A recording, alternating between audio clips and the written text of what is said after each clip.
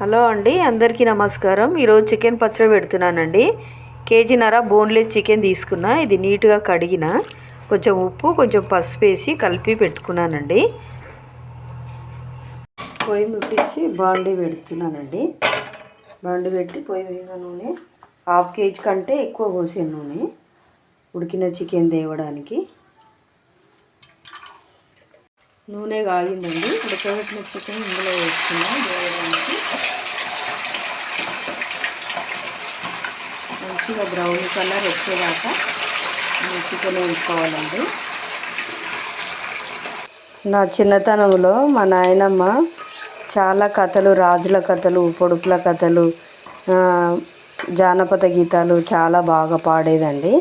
మా నాయనమ్మ వేసిన పాత కాలపు పొడుపు కథ ఒకటి చెప్తాను. మీకు ఒకవేళ తెలిసింటే కామెంట్లో పెట్టండి. గలగల ముత్యమ, గాలిచిన పౌడమ, ఉడవోసిన సున్నమ, ఓడి తమలపాక, నీ గాతలకు మా లేగ మేత పట్టలేదు, మేత పట్టించిపోవే లేత మడి కొమ్మ. చికెన్ దేవిన నూనెలోనే 2 స్పూన్ల అల్లం వెల్లిపాయ వేస్తున్నానండి పేస్ట్.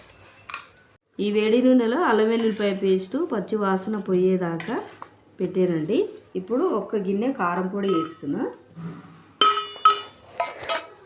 తర్వాత ఉప్పు మాత్రం సరిపడా వేస్తున్నానండి. తర్వాత 2 స్పూన్ల పసుపు వేస్తున్నానండి. గరం మసాలా 2 స్పూన్లు వేసానండి. వేసిన తర్వాత బాగా కలుపుకోవాలండి. కలుపుకున్న తర్వాత నేను వేపిన చికెన్ ముక్కలలో నిమ్మరసం వేసి నానబెట్టానండి. ఇప్పుడు ఆ ముక్కలు వేసేస్తున్నానండి. చికెన్ ముక్కలు వేసేస్తున్నానండి. ఎల్లుల్లిపాయలు, చెక్క, లవంగ, ఇలాచి, కొంచెం నూనె వేసి అది నూనెలో ఫ్రై చేస్తానండి. పైన వేసేసుకోవాలండి. అది పచ్చడి మాత్రం రెడీ అయిపోయింది.